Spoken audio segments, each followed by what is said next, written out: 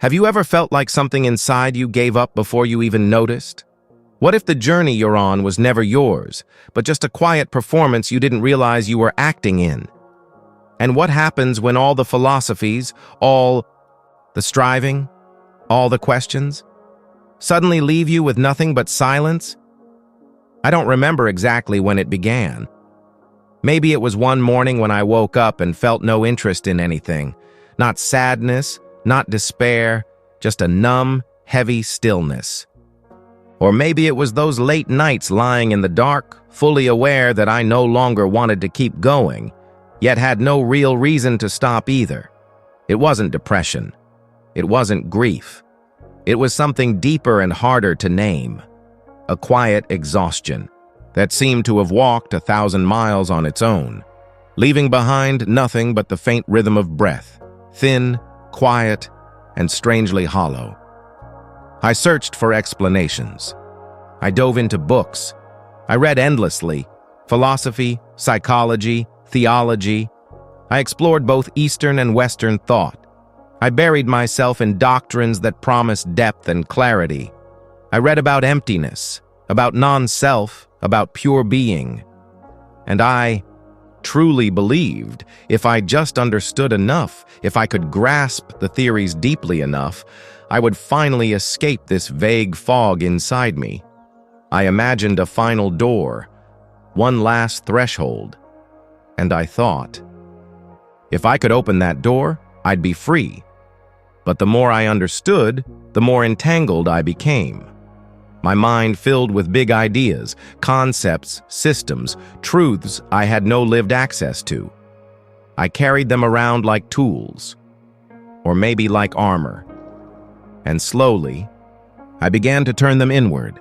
I found myself thinking things like, who is the one thinking right now? Am I clinging to this concept? Is this thought real, or is it just illusion? Am I living from emptiness or merely pretending to? And instead of bringing stillness, those questions stirred constant surveillance. I began to monitor myself endlessly, as though I were two people, one doing, the other watching. It was like a second version of me had emerged. A version cloaked in the robes of spiritual practice, wiser, quieter, more refined, but still deeply artificial. And I began to grow tired. Not from laziness, but from something that felt false. I didn't dare admit it out loud. The people around me were moving forward so passionately on their paths. But in my heart, I knew I was playing a game. And I had lost that game before it even began. Because I wasn't looking for truth anymore. I was chasing a more polished version of my old self. Eventually, I stopped walking. Not because I had arrived anywhere, but because I no longer had the strength to pretend. I had tried so many paths. I had gone so far. But in one quiet, unremarkable moment, I let go of everything I believed to be right. Everything I had held tightly, and I found myself just standing still. No more goals, no more labels, no more dreams to chase, and strangely, no feeling of failure either. Just an unfamiliar silence, nameless, colorless, tasteless, but undeniably real. And in that silence, I knew. I remembered the first times during meditation when my mind became truly still, not in the fuzzy way it used to, but clear, luminous, like the surface of a lake at dawn. No inner commentary, no circling fragments of thought, just presence. Pure and alert. And in that moment, I sat, needing nothing. I truly believed I had stepped through a hidden doorway. Maybe it was sudden awakening, I thought. Maybe I had crossed some invisible threshold. After that session, I carried a strange sense with me. Not pride, not arrogance, but a quiet superiority I didn't speak of. I walked more gently, spoke less, looked at the world as if I had glimpsed the truth behind the curtain. I didn't tell anyone, but inside, I placed myself into a new role, the awakened one, the one who had seen beyond illusion, It felt subtle, but it was there. And so I began to write. I filled pages with my reflections, observations, insights I thought were rooted in realization. But underneath those quiet words, beneath the still posture, behind the half-smile of someone who knew, was something even subtler than ego. Desire to be someone who no longer desired. That contradiction ran through everything, and it would eventually be the crack that unraveled the whole thing. But I didn't see it yet. Not then. Let's walk there together as the next pages unfold. That quiet moment I once tasted, the stillness as clear as dawn, had planted a longing inside me so subtle I didn't even notice it at first. But soon, I found myself reaching for it again and again. I started using words like emptiness, void, absolute peace, beautiful, spacious terms. But I was no longer simply describing. I was chasing, trying to find my way back to that one rare silence, the one that felt like the water had stilled, like the world had paused. I began to measure my meditations by how close they came to that. I timed my sittings. I adjusted my breath, my posture, the light in the room, trying to recreate the exact setting of that old serenity. But the harder I tried, the further it drifted. Meditation became a quiet pursuit, a refined form of addiction. Like someone chasing the high of their first escape, I was no longer meditating to let go. I was meditating to achieve. And though what I wanted had no shape or name, it was still desire, a craving for uniqueness, for distinction, for some signal that I was heading in the right direction. I was no longer walking for the sake of the step. I was walking to prove something, to mark a position. Even under the mask of egolessness, I was trying to become someone, and the more I tried to hold on to peace, the more fragile it became. When my mind wandered, I judged. When it stayed quiet, I tried to trap it. And when I couldn't trap it, I doubted myself. So I sat again, not out of stillness, but to fix what I believed I had broken. Round and round I went, a spiritual loop, subtle but heavy. And somewhere in the middle of all that, I started talking about it, not in grand, showy ways, but in those hushed, deep conversations where sharing is just a thin veil for seeking approval.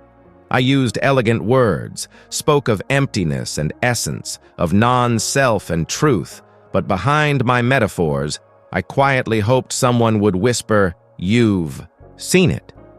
I still needed someone to confirm a truth that I hadn't yet dared to sit quietly enough to feel for myself. I was still me, but this time, a more spiritual version. A me who was waking up. Eventually, I broke. Not because I realized I was wrong, but because I was so tired. Tired of holding up a version of myself that was supposed to have transcended confusion. I was afraid I wasn't moving, afraid others were passing me by, and only then did I realize I didn't really want to let go.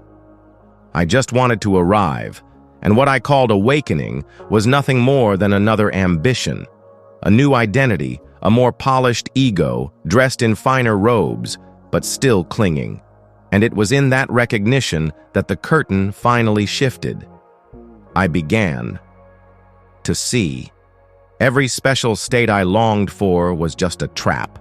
Every effort to hold on to stillness was quietly pulling me away from what was already here. The truth didn't live in rare states. It wasn't hiding in deep meditation. It wasn't encoded in a perfect silence. And so, I stopped meditating to achieve. I no longer marked peace as a sign of progress. I no longer labeled restless thoughts as obstacles. I just sat. I just breathed. I just watched. When I saw, I saw. When I didn't, I didn't. And somehow, that was enough. I began to live with truth, without chasing it. The truth that is, not the truth that I declare. No bell rang, no flash of light, no shiver down the spine. It happened on a day that could only be described as ordinary. A cool, uneventful morning. I was sitting behind the house holding a cup of tea that had already gone cold. Nothing occupied my mind. There was nothing to do. The sky was pale. The sound of cars murmured from the street. A few birds called out, then fell quiet. It was all so familiar. I wasn't meditating. I wasn't trying to be mindful. I wasn't seeking stillness. I was just sitting, not reaching for anything, not thinking, not wanting to understand, not driven by purpose, not clinging to form. There was no I doing anything, no I practicing, no I being aware. And yet, everything was present. From that quiet morning where everything just was, something curious began to unfold. Without any guide, without any prompting, I found myself entering a space where no one seemed to be at the center, yet everything was unmistakably whole. Sounds didn't bounce off my ears. They seemed to pass through a kind of stillness. Light didn't strike my eyes. It seemed to melt gently into the room, dissolving into space. Everything was moving, yet nothing was being moved. There was no reference point, no one hearing, no one seeing, no one inside stringing it all together into something called my experience. And that's exactly when everything became crystal clear. Not through effort, not through technique, but because there was no me left trying to see. It wasn't that I perceived emptiness. It was that, in the absence of someone perceiving, everything simply appeared as it was, complete, untouched, ungrasped. There was no analysis, no interpretation, no mental labeling of this is emptiness or that is awareness, just the raw presence of what is, without any need to categorize it as self or non-self, awakening or ignorance.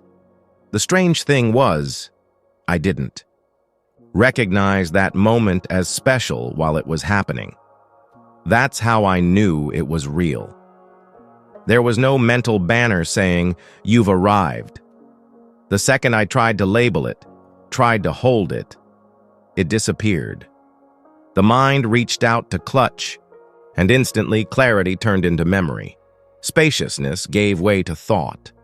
A pristine openness was replaced by the architecture of intellect, familiar, comfortable, limited, and that's when I understood. What I had touched was not a state, not an achievement, not something I had reached. It was simply what remains when there is no one left reaching. And because of that, I stopped trying to return to it. I knew that even the desire to recreate that clarity was the very thing pulling me away from it. It's not found in timing or breath work or posture. It's not hidden in a special technique. It arises, if that's even the right word, when everything is allowed to just be. When the mind stops interpreting life, stops placing itself at the center of what's unfolding, and no longer tries to be anything other than the flow itself. I saw then that emptiness had never been hiding. It was always there. Like the background canvas behind every painting, unseen only because I had been fixated on the shapes and colors in front of it. It had always been this way. Only now, I wasn't trying to name the images anymore. I wasn't trying to hold on to them or assign them meaning. When that impulse stopped, when there was no one left to possess or explain or understand, the background appeared clearly, not shimmering, not glowing, not dramatic, just unmistakable. After that moment, my life didn't change in the ways one might expect. I didn't become a different person. I wasn't suddenly serene all the time. I didn't float through each day in some state of perpetual mindfulness. I still lived my life. I still ate. I still forgot things. I still got frustrated. Sometimes I still snapped at the people I loved. Sometimes I still lost myself in work. But something had shifted. quietly, invisibly. There was now a presence behind all of it, a knowing that never left. A silent observer who didn't interfere, who didn't correct, who didn't resist. The mind still surged, thoughts still ran wild, emotions still rose like waves on a wind-blown sea. But I didn't get swept up as easily.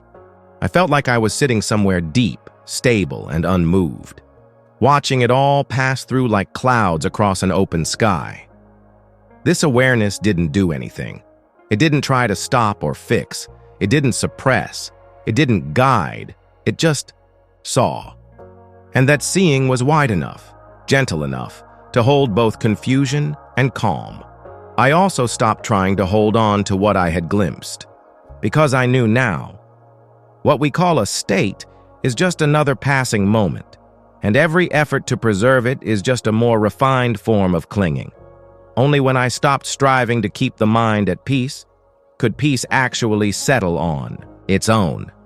It turns out peace doesn't come when you control the wind. It comes when you stop trying to shape the sky.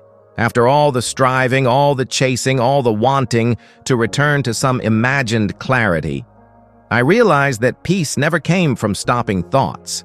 It came from no longer having anyone left to resist them. That insight, quiet and unassuming, began to reshape everything.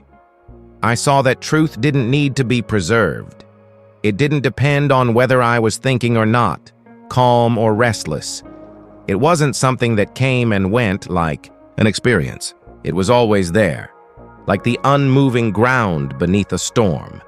And because it was always there, this awareness remained untouched by the waves of the mind. Thoughts could rise in torrents, emotions could swell and crash, but the knowing behind, it all stayed still, clear, unattached. That's when I began to understand what it meant to live an ordinary life, not a life of constant awakening, not a life of spiritual declaration, but simply no longer building a new identity. I no longer needed to carry the ideal of liberation like a duty. I no longer needed to affirm that I was living mindfully. I just lived, like everyone else. But underneath that living, there was a knowing, and that knowing didn't need to be named. I didn't try to act enlightened. I wasn't compelled to explain, to teach, to prove. Sometimes I forgot everything I had gone through, but the silence remained, a kind of internal sky, vast and never crowded, never consumed by passing feelings, memories, or thoughts. Not because I was special, but because everything had simply returned to its place. No more adding, no more effort. Even this verse you're hearing now wasn't crafted with intention. I didn't sit down to compose it like a poet. I didn't carefully choose the words. It arrived like a gentle breath, after days and days of not needing to say anything at all. Not because there was nothing worth saying, but because what's truly worth expressing rarely lives in words. When I began the first line, I had no plan in mind, only the sense of letting go, not just of obvious thoughts, but of the subtle ideas I once clung to as ultimate truths. Each word that followed didn't come to explain. It fell out of a silence I no longer feared. Each line arose not from intellect, but from somewhere distant, yet intimately close. A place beyond names, neither from form nor separate from conditions, neither arriving nor departing, neither still nor stirred.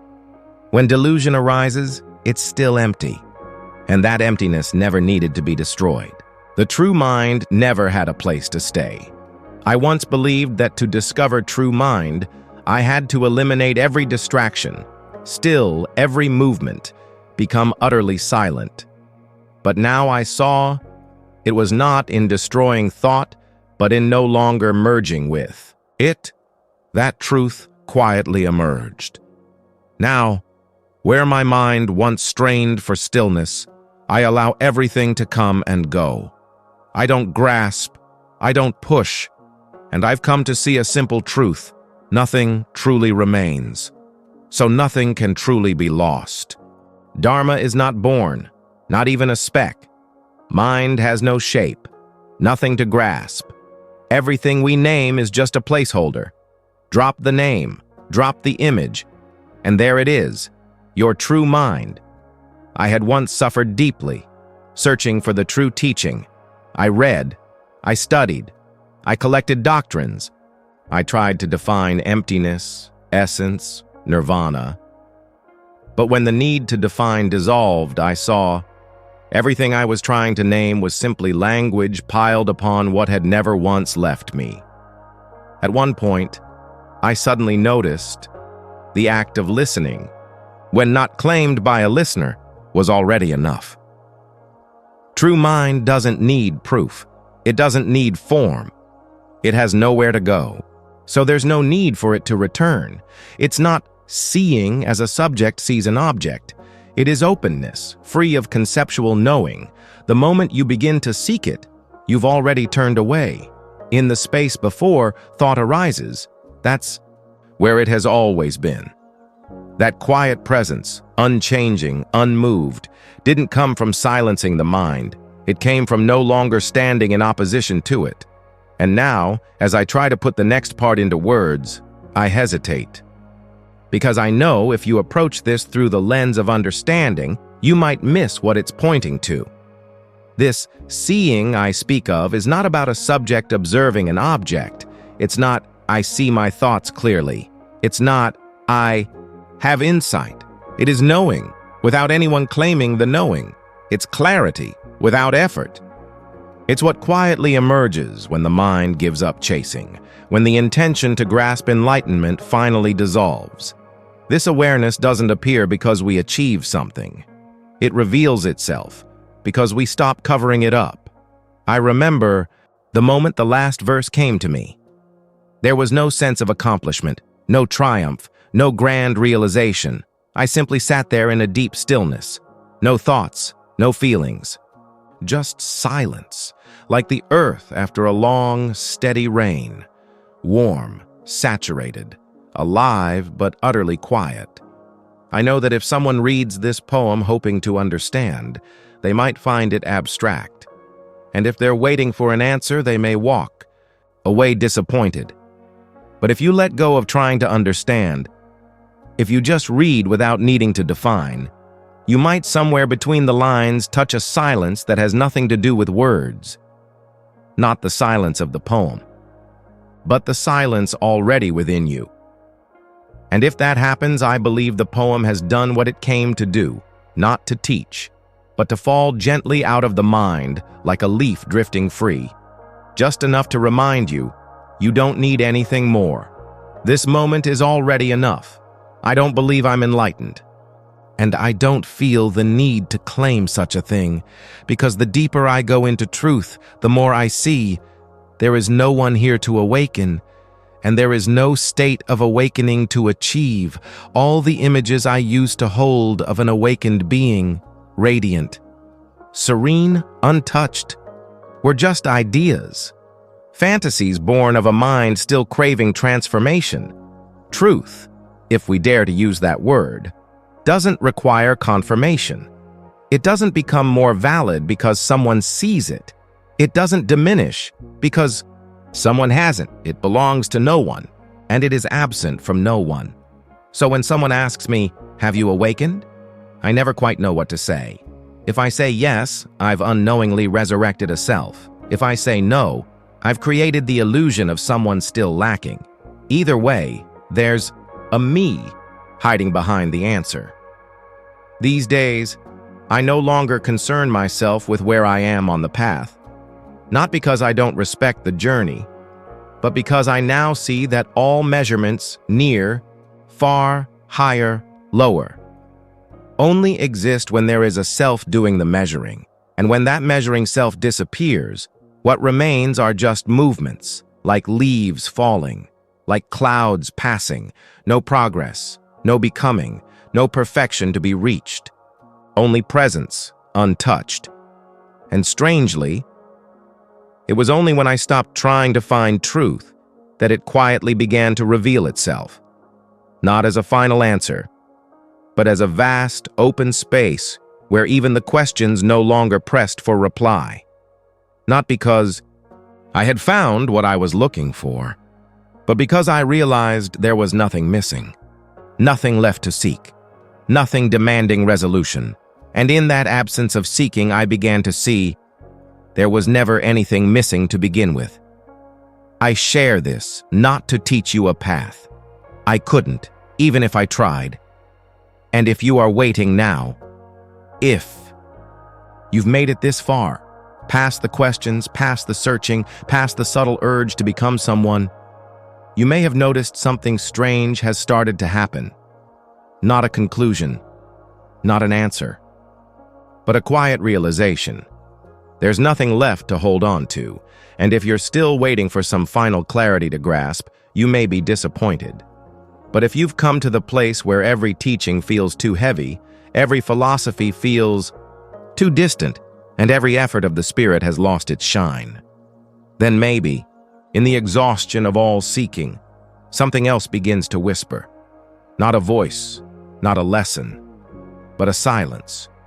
I have no closing wisdom to offer, no final insight to leave in your hands, because if something remains after everything that has been said, it's not a teaching, it's not a point of view. It's a gentle, quiet emptiness, not cold, not blank, but open, soft, and still. A space where you no longer need to understand, no longer need to reach for more. And if you find yourself sitting in that space now, no striving, no hoping, no seeking anything to complete this moment, then maybe you're closer than ever to what I could never quite put into words. Buddhism Echo will still be here, not as a teacher, not as a doctrine, not even as a refuge, but simply as a space, a spaciousness, where you can return whenever you feel called, not to find answers, not to find yourself, but to remember what it feels like to no longer be anyone at all. And maybe, just maybe, that's when you'll finally feel most present. So if you're there now, if you're sitting with nothing left to chase, no thoughts you need to fix, no self-image you need to polish, then may you have just enough stillness to hear the silence inside you, just enough clarity to stop needing light from anywhere else, and just enough freedom to gently release everything false that you once believed was you.